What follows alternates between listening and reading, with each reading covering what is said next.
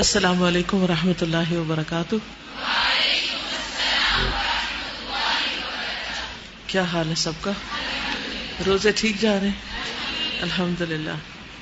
افطار کے وقت خوشی ہوئی، دعا مانگی کہ اللہ تعالیٰ اپنی ملاقات کے وقت کی خوشی عطا کرے۔ اگر بھول گئے تھے تو آج پھر یاد کر لیں۔ نحمده ونصلی علی رسولہ الکریم، اما بعد فاعوذ باللہ من الشیطان الرجیم، بسم اللہ الرحمن الرحیم، رب اشرح لی صدری ویسر لی امری واحلل عقدۃ من لسانی یفقہوا قولی۔ رمضان کا مہینہ بخشش کا مہینہ ہے، اور ہم نے اپنا ایک ٹارگٹ بھی رکھا تھا کہ انشاءاللہ ہم اللہ سبحانہ وتعالیٰ سے کثرت کے ساتھ اس مہینے میں استغفار کریں گے اور پوری کوشش کریں گے کہ اللہ تعالیٰ ہمیں معاف کر دے۔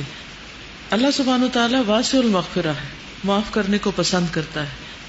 اس کا وعدہ ہے کہ جو گناہوں پر شرمندہ ہو کر سچے دل سے توبہ کر لیں وہ انہیں معاف کر دے گا۔ اللہ تعالیٰ کا ارشاد ہے، الذین یجتنبون کبائر الاثم والفواحش الا اللمم ان ربک واسع المغفرہ۔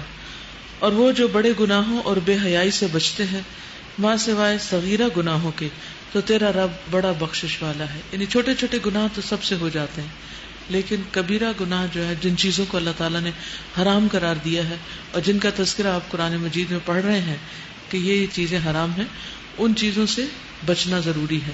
تو جو بڑے گناہوں سے، جیسے جوا ہے، شراب ہے، زنا ہے، چوری ہے، ماں باپ کی نافرمانی ہے، شرک ہے، جو ان چیزوں سے بچیں گے تو چھوٹی غلطیوں کو اللہ سبحانہ وتعالیٰ معاف فرما دے گے۔ تو رمضان گناہوں سے پاک ہونے کا بہترین موقع ہے۔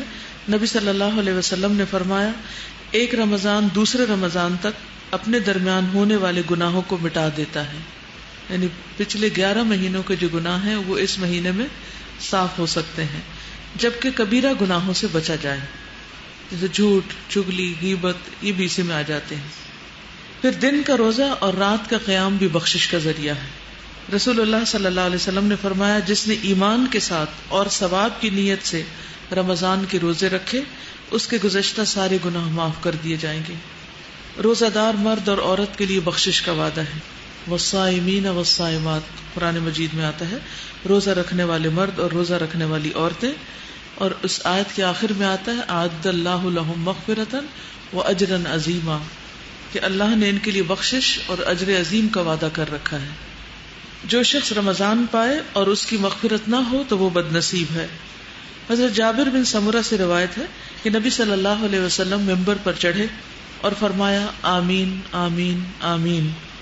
آپ نے فرمایا، میرے پاس جبریل آئے اور انہوں نے کہا کہ اے محمد صلی اللہ علیہ وسلم، اللہ اسے اپنی رحمت سے دور کر دے، اللہ اسے اپنی رحمت سے دور کر دے، جس نے رمضان پایا پھر وہ مر گیا اور اس کی بخشش نہیں ہوئی، حتیٰ کہ وہ جہنم میں داخل کر دیا گیا۔ آپ کہیے آمین، تو میں نے کہا آمین۔ تو آپ دیکھیے کہ دعا مانگنے والا کون ہے؟ جبریل، اور آمین کہنے والے کون ہیں؟ محمد صلی اللہ علیہ وسلم۔ اور یہ ایک طرح سے بد دعا ہے اس شخص کے خلاف جو رمضان میں بھی حرام کام نہ چھوڑے، گناہ نہ چھوڑے، اور توبہ استغفار نہ کرے اور اللہ سے معافی نہ مانگے اور اپنے گناہوں کی بخشش نہ کروا سکے۔ تو اس لیے ہر اس کام سے بچنا چاہیے جس سے اللہ تعالیٰ ناراض ہوتے ہوں۔ پھر سحری کا وقت خاص طور پر استغفار کے لیے بہت مناسب وقت ہے۔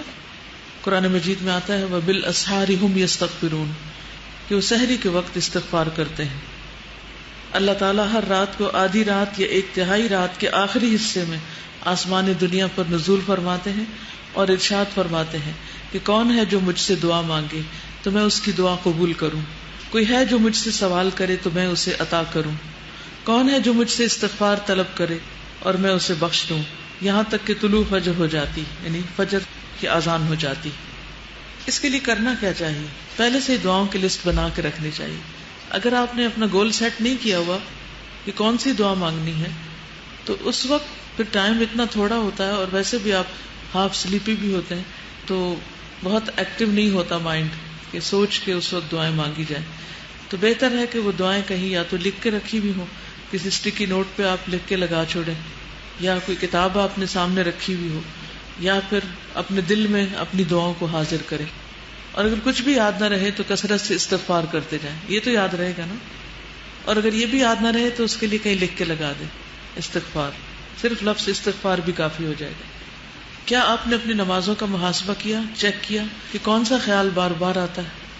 بس جو خیال نماز میں بار بار آئے وہی آپ کے لیے فتنہ ہے، اور اس خیال کو نکالنے کے لیے پوری جد و جہد کرنی ہوگی تاکہ اللہ سبحانہ و تعالیٰ کی طرف توجہ زیادہ سے زیادہ ہو سکے.